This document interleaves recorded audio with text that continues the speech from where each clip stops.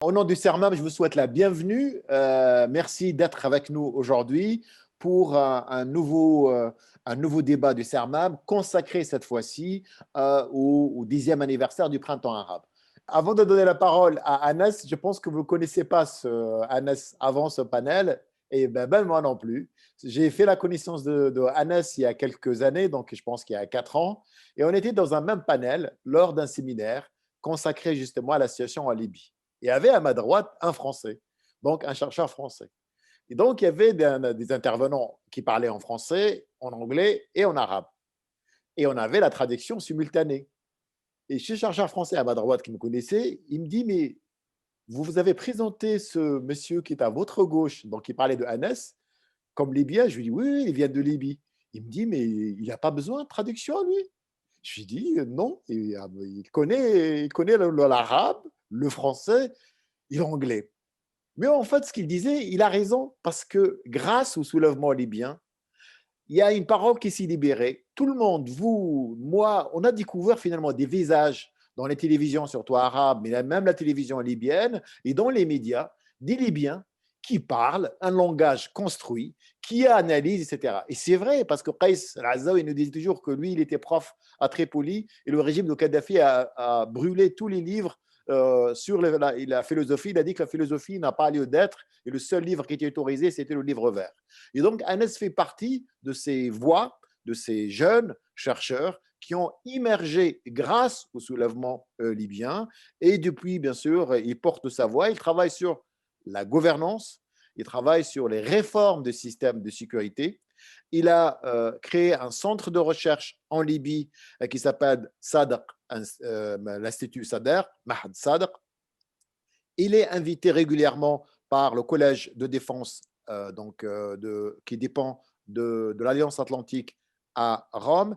Et bientôt, il sera, m'a-t-il dit, chercheur invité à Carnegie.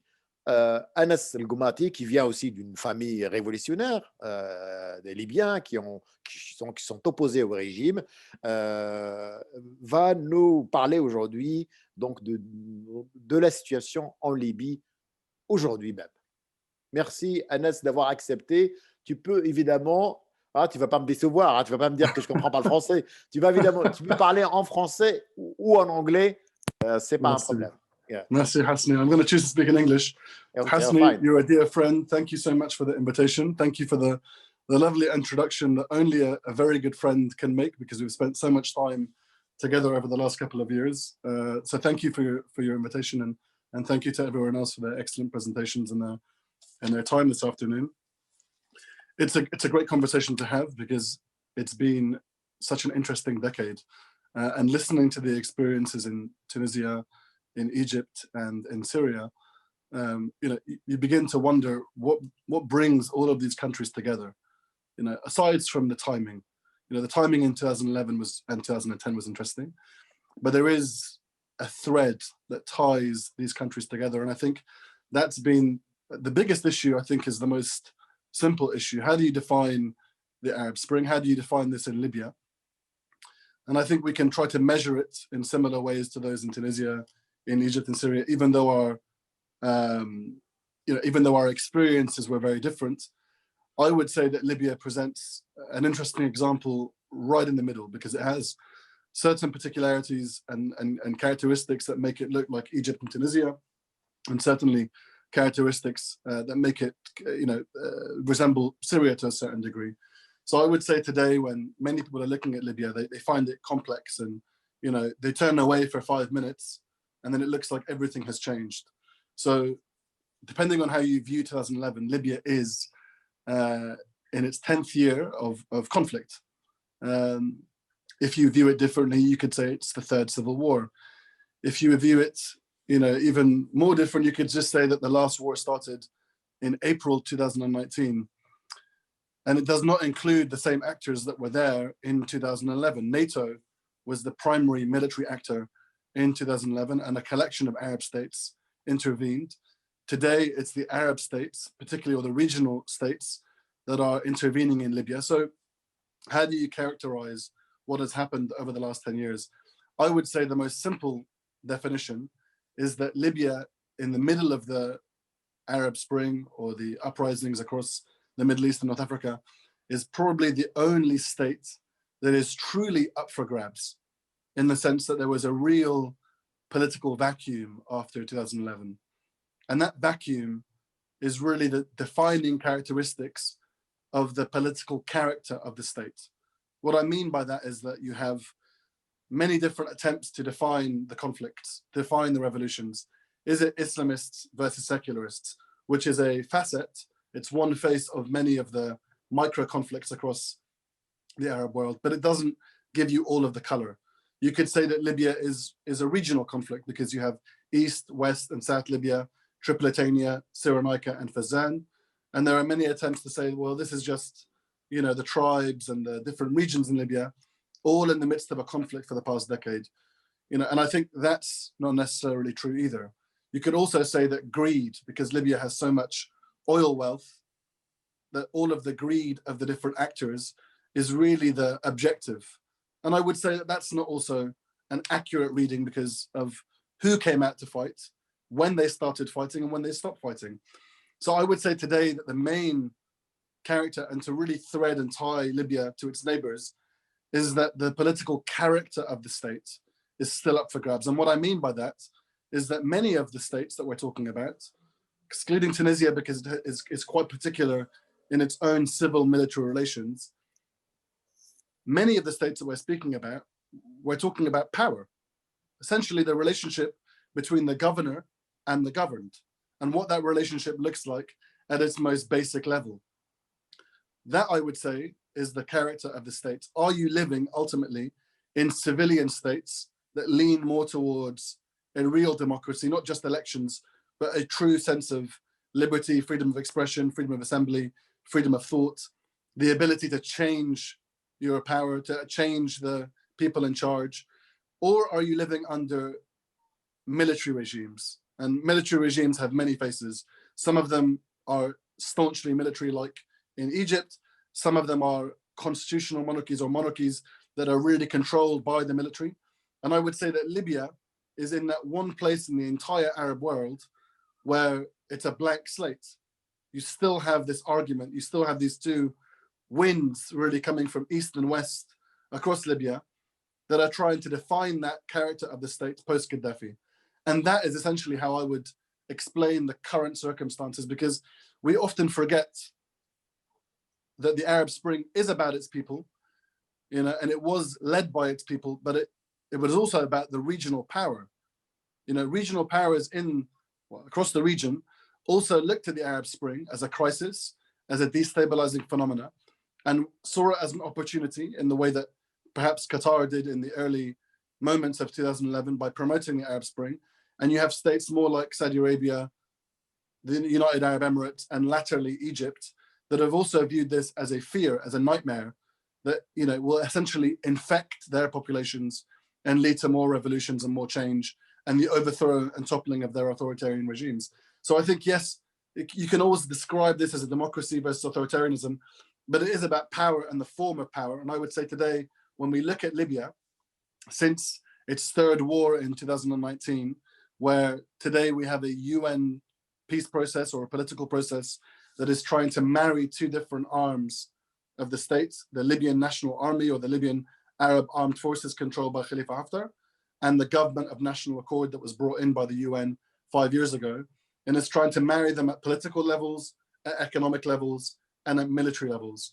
I would say that this is a microcosm of a larger debate going across the Arab world, where there are two irreconcilable visions. There are two visions of the state. Is the state going to be controlled by the military? Is the military going to be the dominant power in the state? Or is it going to be controlled, the military, is it going to be subservient, neutral, and controlled by an elected or appointed civilian power that can change, irrespective of whether it's secular or Islamist? The military should always serve, you know, the elected body or the elected executive, irrespective of what it looks like, whether it's got a beard, a shiny face, it doesn't really matter. So I think that's where Libya is, to give you the kind of the broad picture. To go back to the initial point that I was making about where Libya is in terms of its transition, if we go back to 2011, the experience in Libya was radically different to Tunisia and Egypt. In Tunisia and Egypt, it was the protests that really ushered in, the movement, the political movement, and they remained agitated but largely peaceful. There were moments of violence, but in Libya they were almost violent within the first 4 or 5 days, particularly in eastern Libya and Benghazi.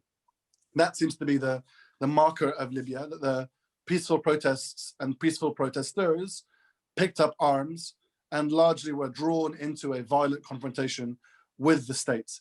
And I think it's interesting because Hasni reminded me of earlier on, describing that books have been burnt in Libya, and the only book that was really allowed was the Green Book by Gaddafi, the Livre Vert. But this is often something that we look at and we get overconsumed by the catchphrases of Gaddafi.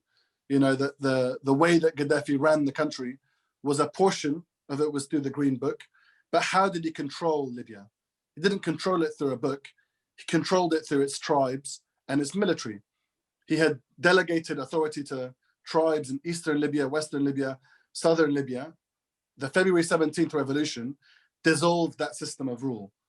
And essentially, the new revolutionary brigades, the new revolutionary armed groups challenged Gaddafi's traditional hold on power through these tribes, and we had a clash that didn't end in 2011. It has continued well after the protests, and even during the first elections in July 2012, when 80% of the electorate voted in Libya's first parliament in over 50 years, there was violence there and a rejection of the elections by a significant portion of tribes who were linked to the former regime and saw democracy as a threat.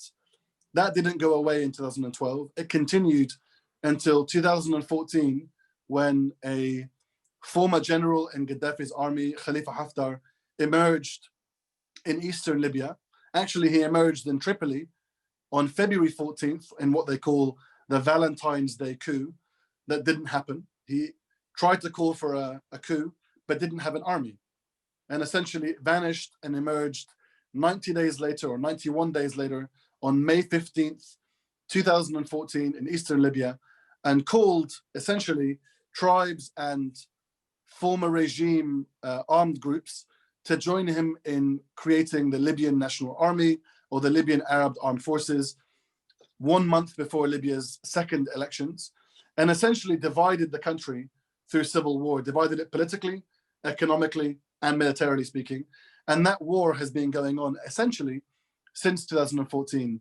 The UN attempted to broker a peace deal with one of probably the most interesting, and you can call it crazy, I mean, there are many definitions of this, but essentially by creating a new presidential council in Libya, a 9-man presidency, probably the largest presidency in the world and in history. 9 men led by Prime Minister or President Fayez Sarraj in Tripoli, and including 8 deputy prime ministers or deputy presidents. All of these 8 individuals were not just chosen at random. They weren't just picked out of a hat. They were chosen because they reflected or represented all of these micro conflicts in Libya. You had Islamists, you had secularists, you had tribal figures, you had figures that were involved in the petroleum facilities guard, so they controlled Libya's oil. You had all of these different representatives. And so the logic of the UN was, if Libyans are all fighting for different reasons, tribal reasons, religious reasons, political reasons, greed, grievance, bring them all under one cabinet, controlled by Fayez Sarraj, and they will cooperate. They will compromise and they will cooperate. Essentially, that failed in 2016, the year after they signed the deal, because Khalifa Haftar rejected that deal. He rejected it based on what I've been saying from the beginning of this conversation about power. The presidency is not just a symbolic role. You have many presidents in the world that have a symbolic role, and then the prime minister really controls the rest of it. The presidency in most countries, most presidential systems, are also the supreme commander of the armed forces. The president is the commander of the military, and they have authority over the military. And this is where this power, this conversation about power is so interesting, because Khalifa Haftar, as the chief of the military,